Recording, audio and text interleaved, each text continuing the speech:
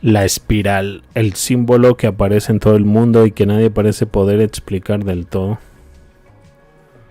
Hay símbolos antiguos que aparecen una y otra vez y desaparecen. Y luego está la espiral. Ese extraño dibujo que aparece una y otra vez en América, en Europa, en Asia, Oceanía, petroglifos, templos, textiles, tumbas, cerámicas, monumentos, lugares separados por océanos. Surge una pregunta incómoda aquí. ¿Por qué una figura tan simple logró obsesionar a culturas tan distintas durante miles de años? ¿Por qué estamos hablando de un símbolo que parece perseguir a la humanidad desde el amanecer de la civilización? Pero tranquilos, la historia oficial tiene una explicación, o mejor dicho, tiene varias, dependiendo del día.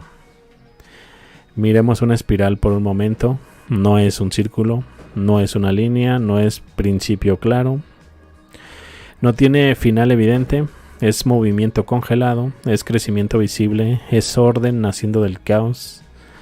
Y quizás por eso aparece en tantos lugares, porque la propia naturaleza parece obsesionada con ella. Las galaxias, los huracanes, las conchas marinas, los cuernos, las plantas, los remolinos de agua, incluso el ADN parece bailar siguiendo patrones similares.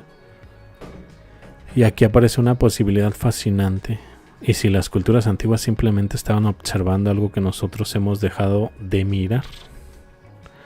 La versión académica suele decir que la espiral surgió de manera independiente en múltiples culturas y honestamente es una explicación razonable, pero el problema aparece cuando las mismas explicaciones sirven para absolutamente todo. Pirámides, coincidencia, serpientes sagradas, coincidencia, montañas artificiales, coincidencia, observatorios astronómicos, coincidencia, espirales, coincidencia. Llega un momento en que la palabra coincidencia empieza a trabajar horas extras y uno termina siendo, más bien sintiendo cierta compasión por ella, porque trabaja tantas horas extras. Ahora observemos América. Desde el suroeste de Estados Unidos hasta los Andes aparecen espirales grabadas en piedra, miles de ellas, algunas asociadas con caminos, otras con el sol, otras con ciclos de vida,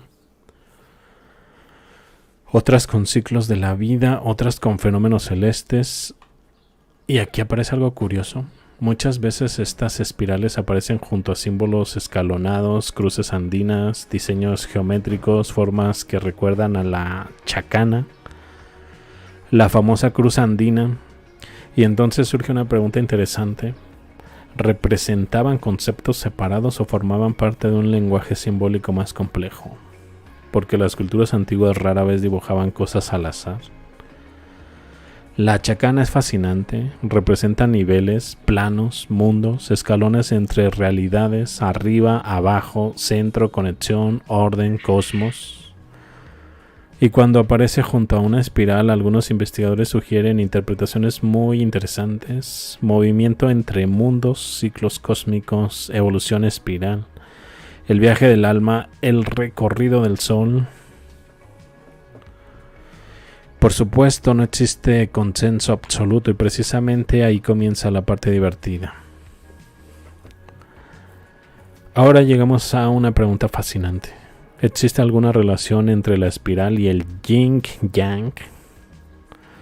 Aquí debemos ser cuidadosos porque históricamente son símbolos diferentes, pero filosóficamente la conversación cambia. El yin-yang representa equilibrio dinámico, no habla de inmovilidad, habla de fuerzas que giran, que se transforman, que se convierten una en otra. Y una espiral también representa transformación continua, nada permanece igual, todo cambia, todo fluye, todo gira. Y aquí aparece una idea casi universal. Tal vez culturas distintas estaban intentando describir la misma realidad utilizando lenguajes visuales diferentes. Nosotros vivimos en una cultura obsesionada con líneas rectas.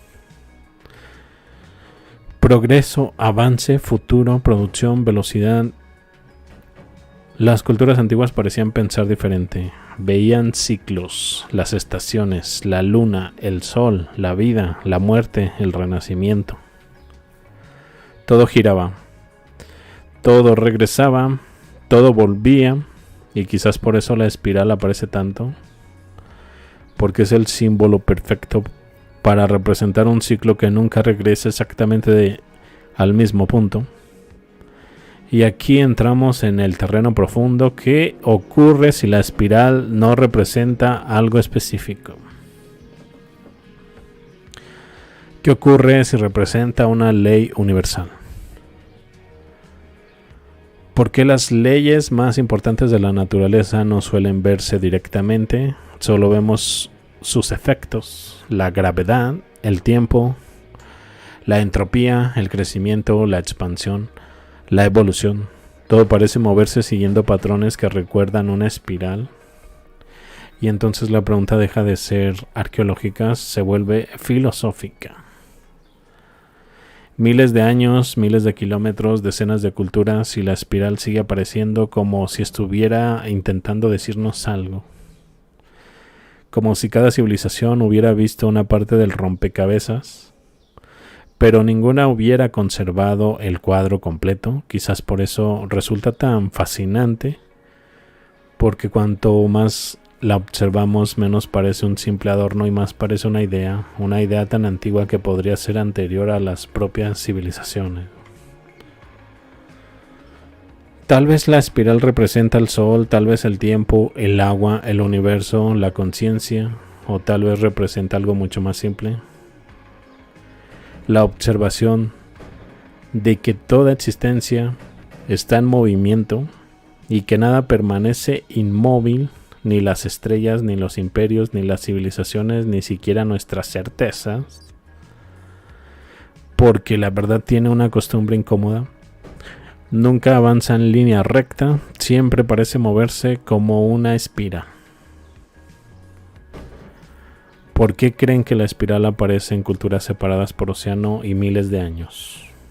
¿Representa algo universal o simplemente una coincidencia repetida demasiadas veces?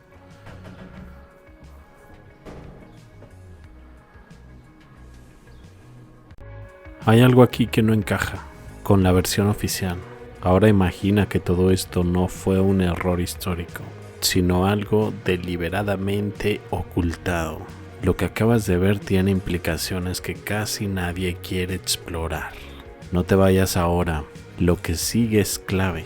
La siguiente pieza está apareciendo ahora mismo en una de las ventanas. Dale clic.